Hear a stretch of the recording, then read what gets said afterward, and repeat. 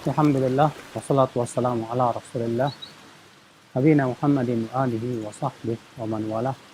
Asyhadu an la ilaha illallah wahdahu la syarikalah wa asyhadu anna Muhammadan abduhu wa rasuluh, amma ba'd. Dalam kehidupan kita pasti tidak lepas dari berbincang-bincang, berbicara, bercakap-cakap, baik dengan kepada orang yang seusia dengan kita atau dengan yang lebih tua usianya dari kita atau yang lebih muda usianya dari kita. Nah, tentunya Islam sebagai agama yang penuh adab telah mengatur adab-adab tersebut. Karena berbicara adalah merupakan berinteraksi dengan sesama manusia. Dan berinteraksi dengan sesama manusia sangat diperhatikan hal seperti itu di dalam Islam, yaitu akhlak dan muamalah terhadap manusia. Maka ketika kita berbicara dengan sesama muslim, dengan handai taulan, dengan keluarga, apalagi kepada orang yang lebih tua usianya dari kita, hendaknya kita perhatikan. Yaitu yang pertama, yaitu hendaknya kita berusaha berbicara dalam perkara-perkara yang tidak terdapat padanya dosa. Karena dosa itu ya, ketika kita berbicara tentu akan menyebabkan akhirnya kita akan diseret ke dalam api neraka. Sebagaimana Nabi SAW sabda kepada Mu'adz bin Jabal, "Kuffa 'alaika hadza." Tahan oleh kamu lisanmu ini. Lalu Mu'adz mengatakan, "Wa inna la mu'akhadzuna bima natakallamu bih." Wahai Rasulullah, apakah kami akan disiksa akibat daripada ucapan-ucapan kami? Kata Rasulullah, "Takilatka ummuka ya Mu'adz, fahal yakubbun nasa ala manakhirihim illa hasaidu alsinatihim." Berapa banyak, wahai Mu'adz, orang yang ditelungkupkan ke dalam api neraka akibat daripada lisan-lisan mereka. Kemudian yang kedua yang harus kita perhatikan, saudaraku, kita berusaha untuk menjaga perasaan orang yang kita ajak bicara, agar ia tidak tersakiti. Karena menyakiti hati seorang muslim itu perkara yang besar. Menyakiti hati seorang muslim adalah merupakan perkara yang berat. Maka gunakan kata-kata yang santun, gunakan kata-kata yang baik. Nah, di saat kita emosi, ya, usahakan kita tidak mengucapkan kata apapun juga.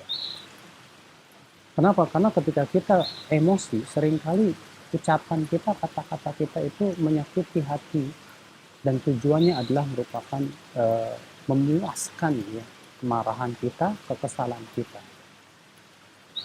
Sehingga akhirnya apa yang terjadi, hal seperti itu bisa menyakiti hati dia. Oleh karena itulah saudara-saudaraku sekalian, ikhwatul iman azani Allah wa iyyakum, kita berusaha ketika kita berbicara dan tidak menyakiti hati orang yang kita ajak bicara itu, dengan cara sebelum kita berbicara, kita pikirkan terlebih dahulu. Apakah yang kita ucapkan ini kata-kata yang kira-kira ya menyakiti hati orang? Apakah yang kita ucapkan ini kata-kata yang kira-kira malah menimbulkan murka Allah kepada kita atau tidak? Nah, saudaraku sekalian, makanya disebutkan bahwa Imam Syafi'i mengatakan, "Man arada an yatakallam falyufakkir." Siapa yang ingin berbicara, hendaklah ia berpikir terlebih dahulu. Iya, karena ini masalah yang berat. Lisan kalau sudah menyakiti, itu kesembuhannya bisa bertahun-tahun, bahkan bisa tidak sembuh. Sedangkan sabetan pedang mungkin dia bisa sembuh dalam sebulan, 2 bulan, tapi luka yang diakibatkan oleh lisan itu ya berat. Bisa berpengaruh di hati orang yang kita lukai hatinya, bisa bertahun-tahun tidak hilang namanya. Kecuali bagi mereka yang berjiwa pemaaf tentunya. Saudaraku sekalian, ikhwatul iman azan Allah wa iyyakum. Kemudian juga ya akhi, ketika kita berbicara dengan saudara kita, upayakan ketika kita berbincang-bincang dengan dia dengan wajah yang berseri-seri. Demikian akhlak Rasulullah SAW. Dan upayakan juga kita berusaha untuk menghadap ke dia. Jangan sambil membelakangi dia. Atau jangan sambil main HP. Kecuali kalau memang ada perkara yang sangat penting yang harus saudara kita jawab di HP tersebut, ya, maka kita minta maaf dulu kepada dia bahwa saya ada keperluan sangat penting ini, ya, untuk kemudian kita setelah itu baru berbicara dengan dia. Karena ya ketika kita berbicara, wajah kita berseri, wajah kita tersenyum, membuat orang senang kepada kita. Ini merupakan akhlak para nabi. Akhlak yang menunjukkan akan hati yang lapang. Akhlak yang menunjukkan bahwa dia ingin sekali untuk membahagiakan saudaranya. Sebab dia saja berpikir kalau misalnya dia bicara dengan orang dalam keadaan orang tersebut wajahnya cemberut, gak enak dipandang, pasti tidak enak juga. Maka dia tidak ingin seperti itu. Dia ingin ketika berbicara dengan saudaranya, temannya, dia berusaha untuk memasukkan kebahagiaan dan kegembiraan di hati temannya tersebut. Sebagaimana disebutkan dalam sebuah riwayat yang dihasankan oleh Syekh Albani rahimahullah, ketika Rasulullah SAW ditanya tentang amal apa yang paling dicintai oleh Allah, kata Rasulullah yaitu idkhalus surur, memasukkan kegembiraan ke hati seorang muslim. Saat kita berbicara dengan dia dengan wajah yang berseri-seri atas saja sudah membuat dia senang. Bahkan ya akal Islam, kalau kita berbicara dengan wajah yang angkuh, wajah yang menunjukkan bahwa kita ini seakan-akan nggak butuh sama dia, wajah seakan-akan bahwa kita ini lebih tinggi derajatnya dari dia, ini termasuk perkara yang sangat diwaspadai oleh salafus saleh. Karena perkara ini ya menunjukkan akan kesombongan, dan Rasulullah mengatakan tidak masuk surga orang yang di dalam hatinya ada sebesar biji sawi dari kesombongan. Na'udzubillah. Ketika kita berbicara dengan wajah berseri-seri, orang akan merasa dekat dengan kita.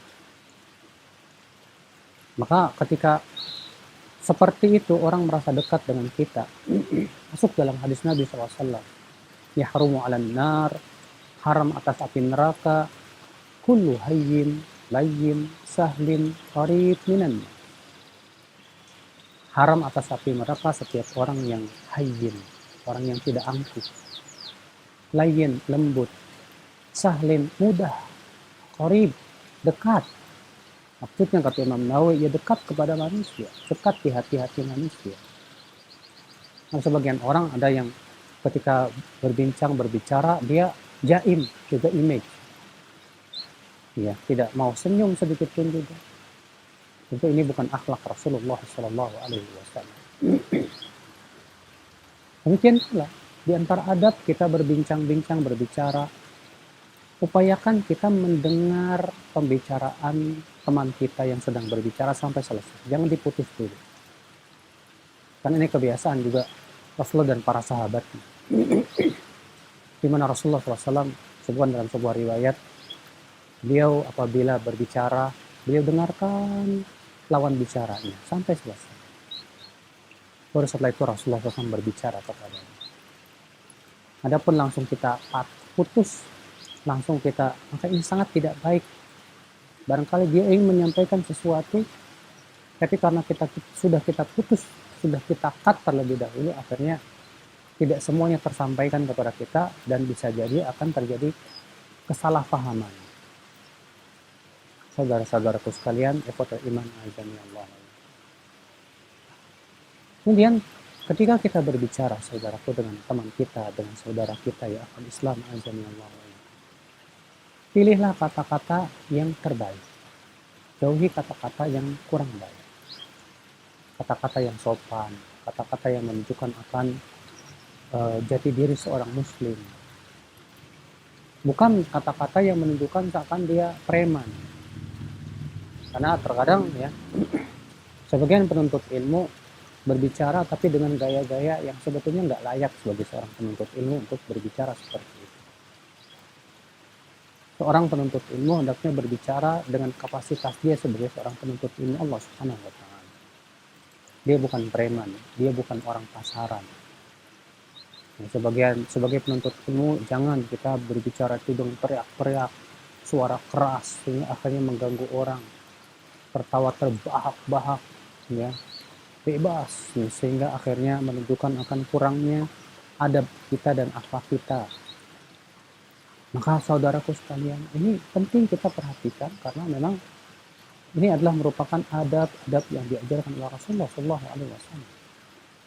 Nah, saudaraku sekalian, saya dan Anda sama-sama ingin berusaha untuk mengamalkan adab-adab tersebut. Mari kita amalkan adab-adab yang mulia ini di dalam Islam. Di saat kita berbincang-bincang, berbicara dengan teman-teman kita. Dan yang terpenting juga ya akal Islam adalah kita berusaha untuk saling amar ma'ruf nahi munkar. Ketika kita ngobrol, lalu obrolan itu sudah mulai menjurus kepada perkara yang tidak baik, segera kita cut. Segera kita hentikan, segera kita tegur, jangan sampai kemudian obrolan kita malah menjerumuskan diri kepada maksiat. Dan terakhir, jangan berlebihan dalam ngobrol. Karena fudulul kalam, Ibnu Qayyim, berlebihan dalam ngobrol, itu termasuk racun-racun hati. Orang yang banyak bicara biasanya banyak salahnya. Dan jangan lupa kemudian menutup pembicaraannya dengan doa kafaratul majlis. Subhanakallahumma wa bihamdika asyhadu an la ilaha illa anta astaghfiruka wa atubu ilaik. Demikian dari saya. Assalamualaikum warahmatullahi wabarakatuh.